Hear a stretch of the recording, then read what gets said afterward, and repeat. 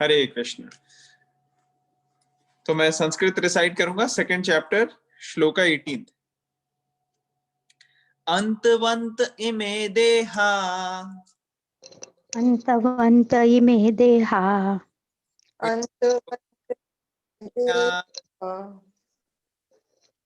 अनाशिनो अप्रमेयस्य, नित्यस्योक्ता अनाशिनो अप्रमेयस्य, तस्माद्युध्यस्व Bharat. तस्माद्युध्यस्व Bharat. Okay, translation कौन पढ़ेगा? Second chapter 18वें श्लोक है, ट्रांसलेशन पढ़ेंगे अब हम। यस, नीला आंटी भी आप रीड करेंगे? मैं पढ़ती हूँ। Please. The material body of the indestructible, immeasurable, and eternal living entity is sure to come to an end. Therefore, fight, O descendant of Bharata. Okay. Purport: the material body is perishable. Krishna. Should I stop? तो हाँ, एक बारी Should I stop? Yes. तो कृष्ण अर्जुन से discussion कर रहे हैं, बता रहे हैं अर्जुन को। अर्जुन कंफ्यूज हो गया, उसको समझ में नहीं आ रहा लड़ाई करनी चाहिए कि नहीं करनी चाहिए। और कृष्णा बिल्कुल बेसिक कॉन्सेप्ट पे चले आते हैं कि हम ये शरीर नहीं है, हम ये आत्मा है, और आत्मा जो है वो शरीर में रहती है, और एक टाइम से दूसरे टाइम में शरीर के अंदर बहुत सारे चेंजेस आते हैं, लेकिन आत्मा जो है वो सेम रहती है। और मृत्यु के वक्त यही आत्मा एक शरीर छोड़ के दूसरे में चली जाती है। तो ये सब ऐसा लगता है कि ये सब हमें पता है, बट एक्चुअली अगर डिटेल में जाएं तो कॉन्सेप्ट लोगों का बड़ा क्लियर नहीं होता, बड़ा फ्लिकरिंग होता है, पता नहीं चलता। लोगों को एक दो क्वेश्चन पूछो तो उसके बाद लोग कंफ्यूज हो जाते हैं। जैसे हमने टेस्ट में भी देखा था, कई क्वेश्चंस थे क्लियर कट, लेकिन वो कंफ्यूजन हुई। तो यहाँ पे मटेरियल बॉडी के बारे में बताया गया कि मटेरियल बॉडी की प्रॉपर्टीज अलग हैं और सोल की प्रॉपर्टीज अलग होती हैं। तो सोल जो है वो इंडिस्ट्रक्टेबल है, इमेजरेबल है, इटर्नल है। और इंपॉर्टेंट पॉइंट यहां पे क्या है, कृष्णा अर्जुन को बताने की कोशिश कर रहे हैं कि आपके युद्ध में पार्टिसिपेट करके जब आप लड़ाई करोगे तो जो लोग मरेंगे एक्चुअली उनकी सोल नहीं मरेगी। शरीर जो है वो तो मरने के लिए ही है ना, आज नहीं तो कल शरीर को तो जाना ही है। और आत्मा जो है वो इटर्नल है, वो कभी भी नहीं मरेगी। तो आप ये मत सोचो कि क्या होगा शरीर का या क्या होगा, आपकी जो ड्यूटी है आप उसको करो। आपको इसको ये लग सकता है कि यार ड्यूटी है ये करो का क्या मतलब है, मतलब ये थोड़ी है कि हम मारने लग जाएंगे लोगों को। हाँ, हम मार नहीं सकते लोगों को अनलेस अनटिल एंड अनलेस कि वो हमारी, हम श्योर शॉट हो कि वो हमारी ड्यूटी है। जैसे एक राजा होता है, कई बार उसको सजा देनी पड़ती है, जो कल्प्रेट है उसको, जिसने भी कोई गलत चीज करी है उसको सजा देना राजा की मजबूरी है। अगर राजा नहीं देगा उसको सजा तो राजा के लिए भी गलत है क्योंकि वो अपनी ड्यूटी नहीं ठीक से कर रहा, और उस व्यक्ति के लिए भी गलत है क्योंकि उसको आने वाले टाइम में इससे कई गुना ज्यादा प्रॉब्लम सहनी पड़ेगी। तो इसलिए राजा को अपने रूल्स रेगुलेशन जैसे शास्त्रों के अंदर दिए हुए हैं उस हिसाब से राज्य करना चाहिए। तो ये ऐसा जो करता है राजा वो सही मायने में सही होता है। हम पढ़ेंगे पर्पट, फिर हम और डिस्कशन करेंगे। Okay, Neelam aunty, you want to continue?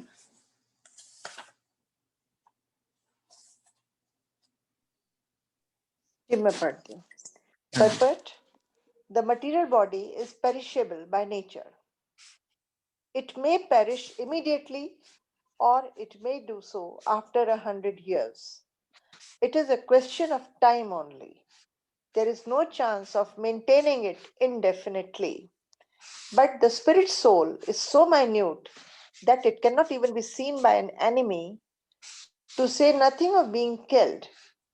As mentioned in the previous verse, it is so small that no one can have any idea how to measure its dimension. So, from both viewpoints, there is no cause of lamentation, because the living entity, as he is, cannot be killed, nor can the material body be saved for any length of time or permanently protected.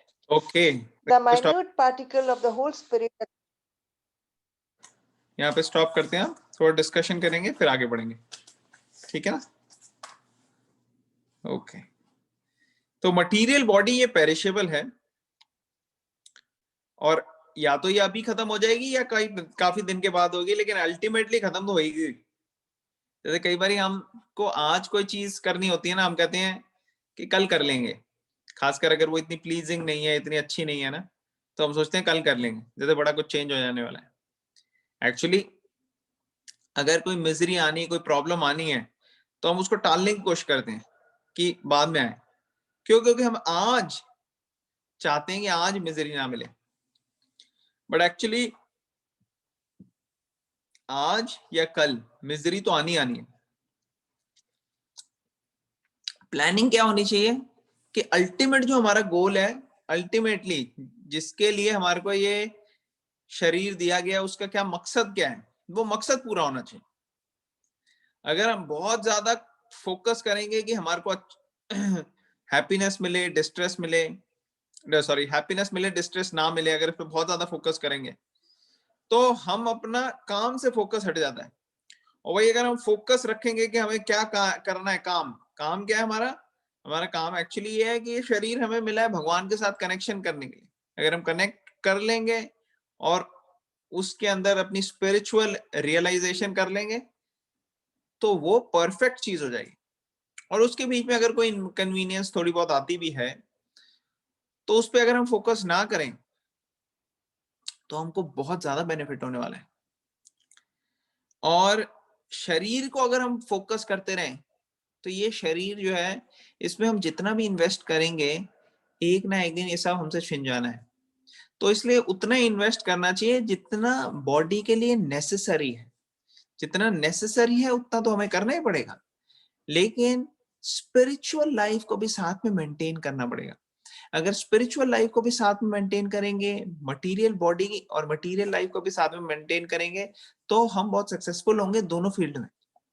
और अगर हम सिर्फ material body को ही maintain करने के चक्कर में रहेंगे और स्पिरिचुअली हम बिल्कुल भी अपनी स्पिरिचुअल क्वेश्चन को फुलफिल नहीं करेंगे, तो बहुत ज्यादा हमारे को इस लाइफ में भी प्रॉब्लम हो सकती है और आने वाली लाइफ में भी प्रॉब्लम होगी, जैसे इस बॉडी के बाद जो नेक्स्ट बॉडी मिलेगी। तो इसलिए बेस्ट है कि स्पिरिचुअल लाइफ को हम सीरियसली लें। तो भगवत गीता इस चीज के बारे में ट्रेन करती है, और अर्जुन को भी कृष्णा यहाँ पे यही बता रहे हैं कि ये जो शरीर है इसने तो कभी ना कभी एंड हो जाना है, इसलिए आप अपनी ड्यूटी पे फोकस रखो।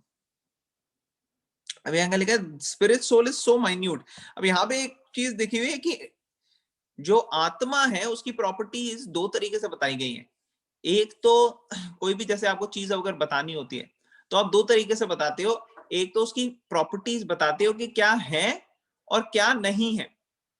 जैसे अगर मान लो मैंने पिज्जा कभी भी नहीं खाया हो और कोई मुझे आके पिज्जा बताता है कि कैसा होता है, तो एक तो वो चीजें बताएगा कि कैसा है भाई, वो सर्कुलर शेप हो सकती है उसकी, उसके ऊपर चीज की कवरिंग होती है, वो ऐसा रहता है दिखने में, उसके अंदर सॉस वगैरह डालते हैं, ऐसे करके पिज्जा के बारे में बता सकता है। फिर दूसरी चीज वो ये बताएगा नहीं ये मिठाई नहीं है पिज्जा, ये थोड़ा स्पाइसी भी हो सकता है। तो पॉजिटिव के साथ साथ नेगेटिव भी बताएगा कि मिठाई नहीं है, मतलब क्या चीज वो नहीं है वो भी बताएगा। हाँ वो लिक्विड नहीं है, नहीं नहीं वो सॉलिड है। तो ऐसे करके वो चीजें भी बताएगा जो नैरो डाउन करने में हेल्प करें कि हाँ भाई वो डेजर्ट नहीं है, वो मिठाई नहीं है, वो लिक्विड नहीं है, वो ट्रांसपेरेंट नहीं है। तो ये सब चीजें, वो पेड़ पे नहीं उगता, ठीक है ना, तो ये सब चीजें बताएगा।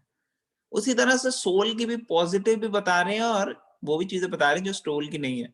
तो पॉजिटिव चीजें तो जो है वो हमें पता लगेंगी, लेकिन यहाँ पे क्या चीज नहीं है सोल, एक तो डिस्ट्रक्टेबल नहीं है, डिस्ट्रॉय नहीं होती, एक इमेजरेबल है। अब हमने पिछले श्लोक में तो पढ़ा, लेकिन यार 1 क्या कहते हैं 1/10,000th the tip of the hair है, और अब यहाँ कहते हैं इमेजरेबल है। ये क्या मतलब हुआ? तो 1/10,000th बताने का मतलब है कि सोल बहुत ज्यादा छोटी है, इतनी छोटी है कि उसको हम क्या कहते हैं मटेरियल सेंसेस से परसीव नहीं कर सकते। बट एक्चुअली सिर्फ छोटी होने की बात नहीं है, सोल है भी दिव्य, आत्मा जो है वो दिव्य है, तो इसलिए भी उसको हम मटीरियली परसीव नहीं कर सकते। इसलिए दिव्य चक्षु दिए थे अर्जुन को भी जब कृष्णा को देखना था। लेकिन और एक इंपॉर्टेंट चीज क्या है कि जब सोल का साइज बताया गया वो बेसिकली इस तरीके से बताया गया कि सोल एक्चुअल में एक चीज है। अदरवाइज लोग, आप बाकी सारे कई रिलीजन्स लोगे तो उसमें सोल का कॉन्सेप्ट क्लियर नहीं है उनको। जैसे मैं बता रहा था क्रिश्चियनिटी में सोल का कई बार वो सोचते हैं कि सोल जब मेल फीमेल की यूनियन हुई, दोनों पति पत्नी आए साथ में बच्चे के लिए, तो उसके बाद सोल पैदा होती है, बॉर्न होती है तब वूम्ब के अंदर। बट ऐसा नहीं है, सोल तो पहले से ही है, तब सिर्फ सोल वहां पे आती है और गर्भ में बैठती है, एक शरीर प्राप्त करती है, मगर सोल है कहीं ना कहीं। तो वो ऐसा कॉन्सेप्ट क्यों बनाते हैं? वो इसलिए बनाते हैं क्योंकि उनको री इनकारनेशन का कॉन्सेप्ट जो है वो नहीं मानना। एक्चुअली पहले ऐसा नहीं था। अगर आप क्रिश्चियनिटी में देखो, शुरू में जब क्रिश्चियनिटी शुरू हुई थी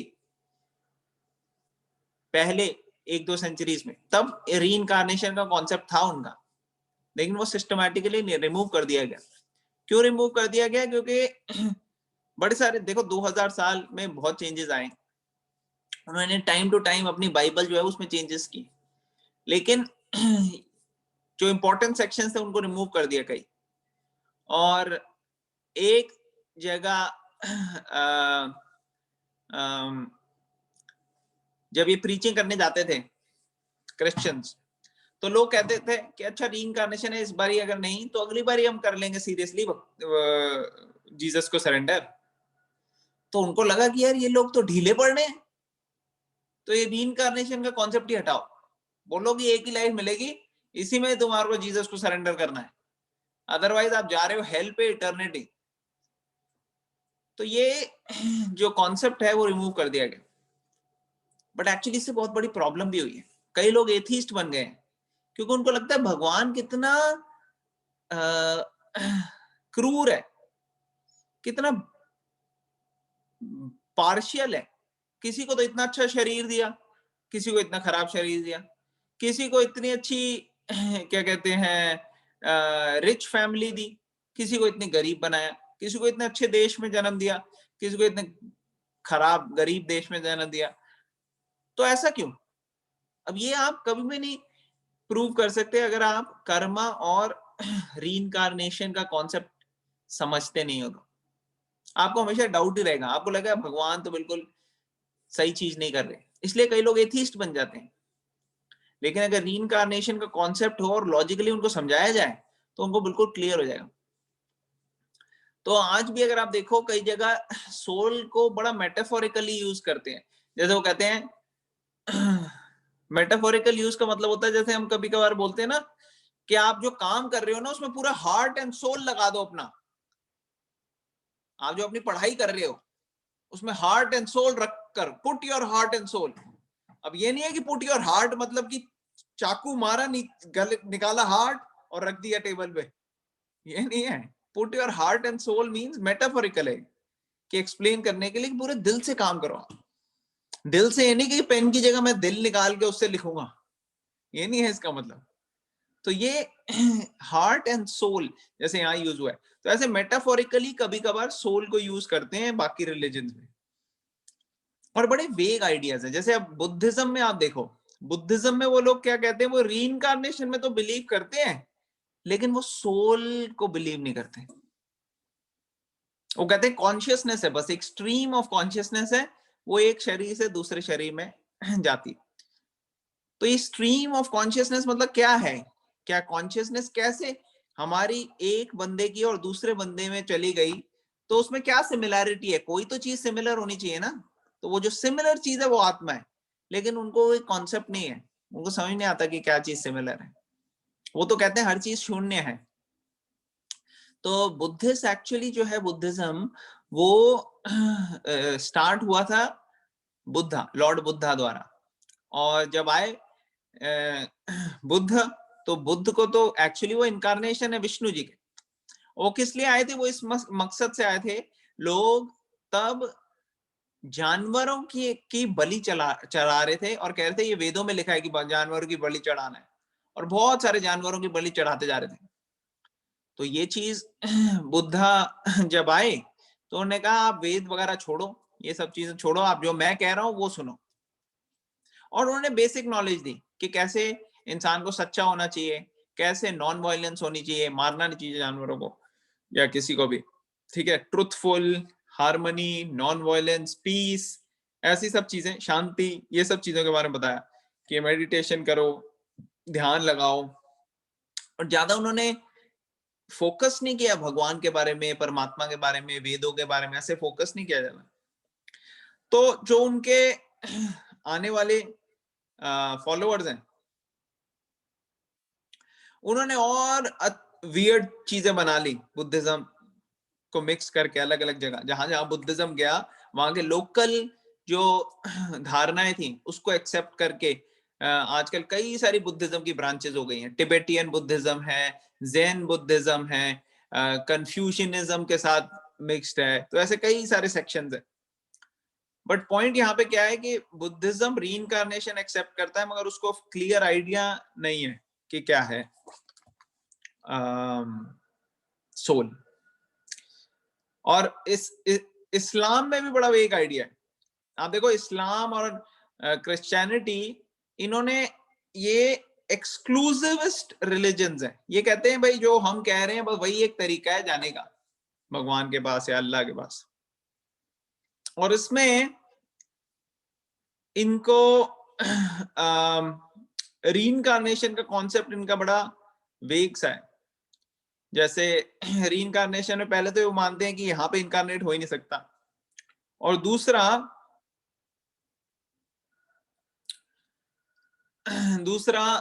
जो इस्लाम है उसके अंदर कॉन्सेप्ट है कि एक बारी, अभी जैसे आपने आए, आपको एक लाइफ मिल गई, आपने इस लाइफ में जो मर्जी कर लिया, अब उसके बाद एक टाइम आएगा जब जस्टिस का टाइम होगा, वो जब सारी सोल्स को भगवान वो करेंगे। अब वो सोल नहीं कहते, वो सारे लोगों को कहते हैं। और लोगों में वो क्या सोचते हैं, वो जिस शरीर में दफनाए हैं ना वही शरीर खड़े हो जाएंगे और वही शरीर लेके जाएंगे। तभी कई बार क्या होता है, क्या क्या होता था, कई कई मुस्लिम्स वो क्या करते थे, वो जब मर भी गए ना कब्रिस्तान में, तो मरे हुए को, मुर्दा को निकाल के उसको भी टॉर्चर करते थे, या उसको भी फिर से। अब हमारा वैदिक कल्चर में तो ये क्लियर है कि भाई अब उस बॉडी की कोई वैल्यू नहीं है, क्योंकि ऑलरेडी उसमें से सोल चली गई है, जो पार्ट एंड पार्सल था वो चला गया। अब ये इसको बर्न क्यों करते हैं, जलाते क्यों हैं? उसको इसलिए जलाते हैं ताकि जो अटैचमेंट है आत्मा की वो ना रहे। अगर अटैचमेंट होगी तो आत्मा अपनी आगे की जर्नी कंटिन्यू नहीं कर पाएगी, वो वहीं उसी शरीर के आसपास भटकती रहेगी, उसी शरीर। क्यों? क्योंकि उसको इतना लगता है, उसको दुख लगता है कि अरे मेरे को छोड़ना पड़ रहा है, तो वो उतनी रेडी नहीं होती। इतने साल आत्मा ने शरीर में के साथ रहे। अब देखो आपको कभी एक घर छोड़ना पड़ता है और दूसरे घर में जाना पड़ता है, तो आपको अटैचमेंट्स आ जाती है कि अरे हाय, इस रूम में मैं सोता था, इस रूम में मैं कुकिंग करती थी, ये मेरा बात, तो ऐसे अटैचमेंट हो जाती है। और ये शरीर तो हम बहुत ज्यादा अटैच हैं इससे तो। और अगर कभी आप स्कूल से जो बच्चे हैं स्कूल से ग्रेजुएट होते हैं तो इमोशनल हो जाते हैं कि अरे हम स्कूल इतने साल रहे। तो ये सब चीजें जो है अटैचमेंट की, ये नेचुरल होती हैं। और सोल, आत्मा जो होती है वो शरीर के चारों तरफ रहती है। अब जब शरीर को जला देते हैं तो फिर आत्मा मजबूरन कंटिन्यू करती है, अदरवाइज आत्मा बहुत दुख होता है उसको, वो छोड़ना नहीं चाहती। इनफैक्ट जब लोग किसी की मृत्यु हो जाती है और लोग पीछे से रोते हैं, लोग पीछे से बहुत ज्यादा उसको याद करते हैं, तो वो नेचुरल है, मगर वो आत्मा को रोक भी लेता है, क्योंकि आत्मा जो है वो भी अटैच्ड होती है उन लोगों के साथ, तो वो भी अपनी जर्नी कंटिन्यू नहीं कर पाती आगे की, तो उसमें बड़ी पीड़ा होती है, क्योंकि वो उसके पास आत्मा के अंदर माइंड है, इंटेलिजेंस है उसके आसपास, ठीक है, और फॉल्स ईगो है, लेकिन उसके पास बॉडी नहीं है। तो जब बॉडी नहीं होती तो वो अपनी इच्छाएं पूरी नहीं कर सकती। तो बॉडी की इच्छाएं होती हैं, सॉरी आत्मा की इच्छाएं होती हैं। अब वो मटीरियल इच्छाएं मान लो उसको, जब मटीरियली हमको कितना खाना पीना ये सब अच्छा लगता है, लेकिन अगर हमारे पास शरीर ही नहीं होगा तो हम कैसे खाएंगे पिएंगे? तो इच्छा तो है, लेकिन पूरा करने के लिए वो शरीर नहीं है, तो उसमें और प्रॉब्लम होती है। तो इसलिए ऑनवर्ड जर्नी कंटिन्यू करने के लिए जो वैदिक कल्चर है उसमें ये बड़ी सिस्टमैटिक साइंटिफिक चीजें हैं कि आपको बॉडी को जल्दी से जल्दी उसको प्रॉपर तरीके से डिस्पोज ऑफ करना है, और उसके लिए प्रार्थना करनी है, मंत्र चैंटिंग करने हैं, ये सब करनी है, जिससे कि उसको फैसिलिटेट हो आगे की जर्नी में। अदरवाइज बहुत सारे प्रॉब्लम्स हो सकती हैं। जो आत्मा की जर्नी होती है आफ्टर डेथ, उसमें बहुत सारी प्रॉब्लम हो सकती हैं। जिस तरीके से हमने काम किया है इस पूरी लाइफ में, उस हिसाब से हमारी जर्नी जो है वो डिसाइड होती है। जो प्योर डिवोटी बन गया है, जो प्योर भक्त बन गया है, उसके लिए फिर कोई प्रॉब्लम नहीं है। उसके लिए तो ऐसा है कि वो मरने का मतलब है आंखें बंद यहाँ पे की और आंखें खोलता है तो वो भगवान के साथ होता है, तो उसके लिए ऐसा बताया गया मोर और लेस।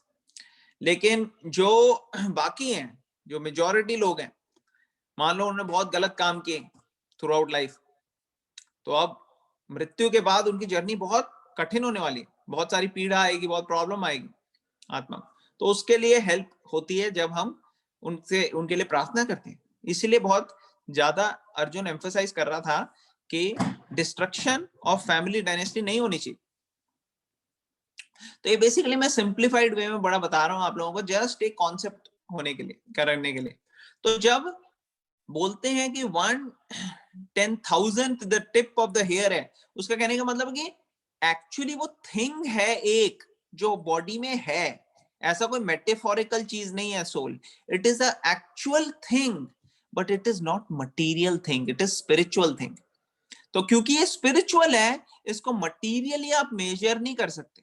आप मटीरियली कोई इंची टेप लाओ या कोई इलेक्ट्रॉन माइक्रोस्कोप लाओ, उससे कहो कि मैं मेजर करता हूं सोल को, ऐसे नहीं कर सकते आप। क्यों? क्योंकि वो स्पिरिचुअल चीज है, वो मटीरियल नहीं है।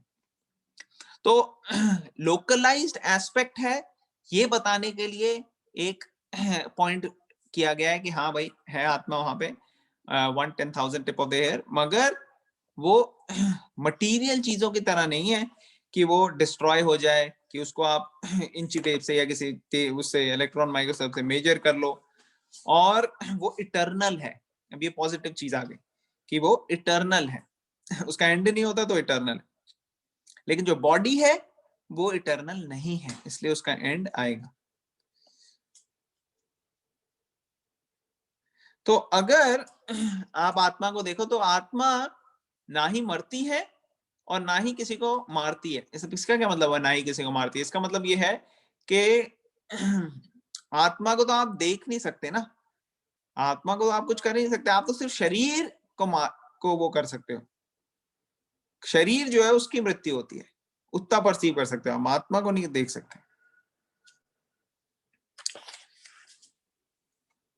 ठीक है, अब हम आगे कंटिन्यू करेंगे। कौन पढ़ेगा? और who else will read? कोई और वॉलंटियर करेगा पढ़ने के लिए? तो प्रभु वन क्वेश्चन, हाँ जी बताइए। क्वेश्चन है प्रभु। हाँ बताओ।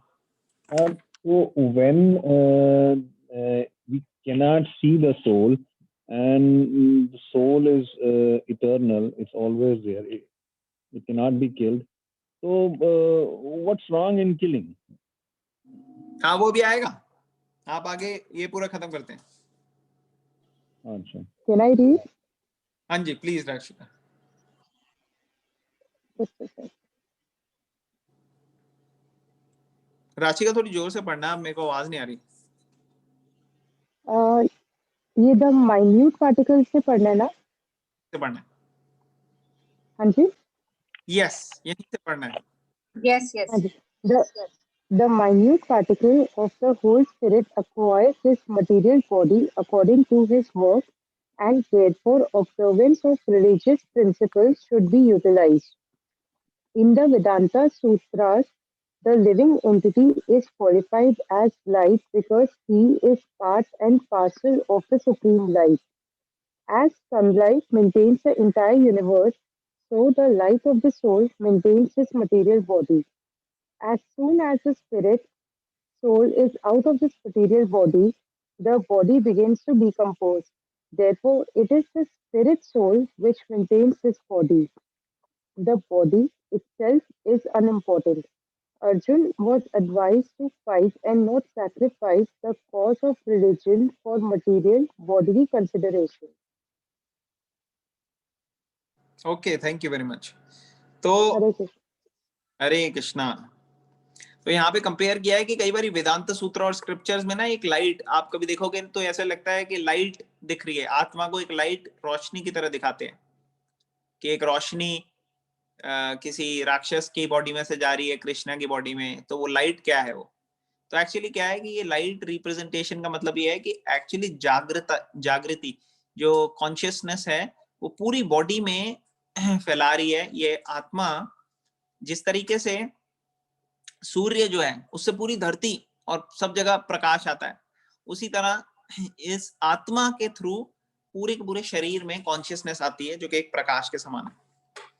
और ये सोल बहुत छोटी सी सोर्स ऑफ कॉन्शियसनेस है, और कृष्णा जो सुपर सोल है, जो अपने आप को परमात्मा के फॉर्म में मैनिफेस्ट कर रहे हैं, वो सारी सृष्टि के अंदर कॉन्शियसनेस का सोर्स है, और उनके अंदर सारी कॉन्शियसनेस है जिससे वो कॉन्शियस है हर चीज के बारे में। तो जैसे ही आत्मा इस शरीर को छोड़ देती है, शरीर यूजलेस हो जाता है, डिकम्पोज हो जाता है और डाई हो जाता है।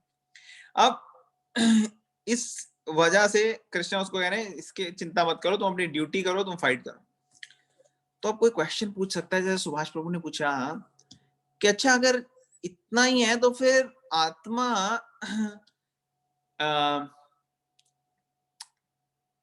की हेल्प होगी एक तरह से, अगर उसकी एक बॉडी खत्म हो जाती है और हेल्प नहीं भी हो तो कम से कम इतना कोई बड़ी बात नहीं है ना। अरे एक बॉडी चली गई दूसरी आ गई, क्या है, कपड़े भी तो हम चेंज करते हैं रोज, इतनी कोई बड़ी बात नहीं है। तो इतनी कोई बड़ी बात तब तक नहीं है जब तक हम अपनी ड्यूटी कर रहे हैं। अगर हम किसी और की ये कहते हैं कि हाँ भाई मैं हेल्प करता हूं आपकी बॉडी चेंज करवाने में, और पकड़े और जानवरों को या इंसानों को मारने लग जाए, तो क्या वो सही है? तो ये बिल्कुल सही नहीं है, क्योंकि कृष्ण यहाँ पे उसको ये नहीं कह रहे कि तुम लोगों को मारो, कृष्ण ये कह रहे हैं आप अपनी ड्यूटी करो। एक क्षत्रिय की, एक राजा की जो ड्यूटी है आप उसमें से विचलित मत हो। But at the same time Krishna ने उसे ये नहीं कहा कि आप किसी को भी मार सकते नहीं। अगर हम किसी को भी पेन करते हैं तो according to law of karma वो हमें आएगा, अगर हम किसी और की बॉडी चेंज करते हैं तो हमारे को आएगा, क्योंकि ये बहुत पेनफुल प्रोसीजर है। जैसे अगर मान लो आपके पूरे कपड़े चिपके हुए हैं आपकी शरीर के साथ, बिल्कुल स्ट्रॉन्ग तरीके से अटैच्ड है, और एक बैंडेड भी निकालनी होती है ना जो, तो कैसे दर्द होती है, पूरे बाल छिल जाते हैं, खिंच जाते हैं। तो सोचिए पूरे के पूरे शरीर से एक एक स्किन की तरह जकड़ी हुई हो और आपको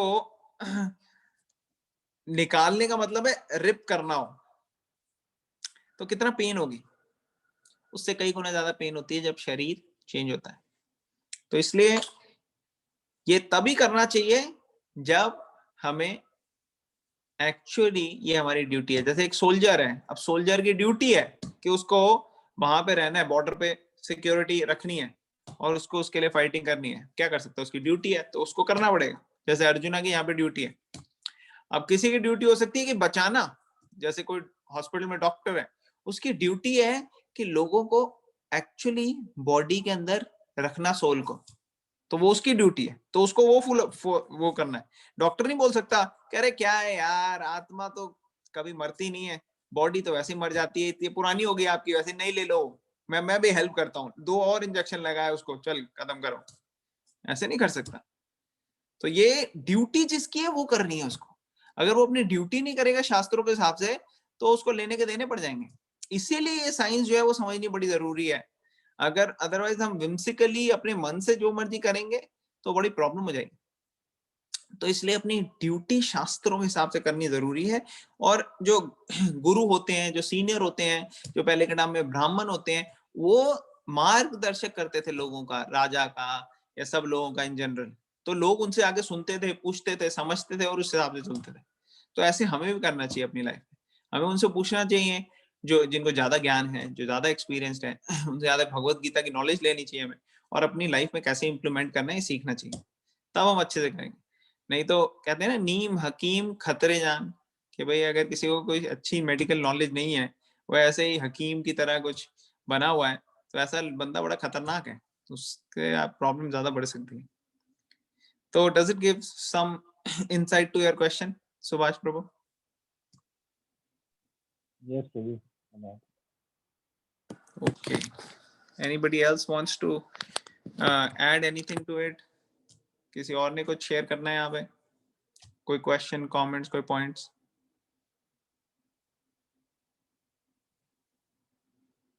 ओके, तो ये हो गई हमारी सोल की प्रॉपर्टी कि वो इंडिस्ट्रक्टेबल है, इमेजरेबल है, इटर्नल है। लेकिन जो बॉडी है उसमें ये सारी क्वालिटीज नहीं है। तो इसलिए इन सब चीजों की वजह से अर्जुन को रुकना नहीं चाहिए। अब नेक्स्ट वाले क्वेश्चन का, नेक्स्ट वाला श्लोक हम कल करेंगे। आज हम यहीं पे एंड करते हैं, समाप्त करते हैं। और मैं दामोदर, जो हम डिस्कस कर रहे थे कि दामोदर मंथ बहुत इंपॉर्टेंट मंथ है, इसके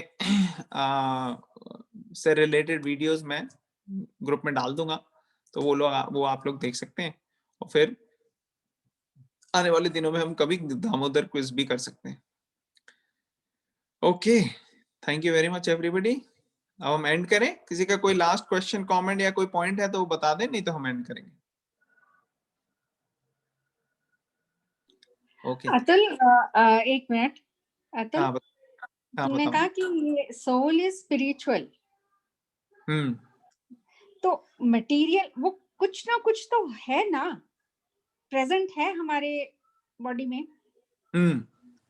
हाँ जी, कुछ ना कुछ है प्रेजेंट हमारी बॉडी में, वही सोल, वही है हम, आत्मा। तो इसीलिए बताने के लिए है ना, 10,000 the tip of the hair localised in heart. ये इसीलिए बताया गया है क्योंकि अदरवाइज लोगों को पता नहीं लगता। लोग इसको ऐसे ही समझते हैं कि कुछ है, एब्स्ट्रैक्ट होती है या मेटाफोरिकल होती है। उनको लगता है कि ये कोई असली में चीज नहीं है, बट एक्चुअली वो असली में है, इसीलिए उसका नाम, उसको स्पेसिफिकली सब डिटेल्स बताई गई हैं कृष्णा द्वारा। हालांकि उसको मेजर नहीं कर, मगर फिर भी कृष्णा ने बताया है कि उसकी लोकलाइज और उसकी क्या साइज, ये सब इसलिए बताया है क्योंकि हमें समझ में आ जाए कि हाँ वो एक्चुअली में चीज है। ठीक है ना? Okay okay okay. तो एक्चुअल सब्सटेंस है, और वो कौन है? वो हम ही है। ओके।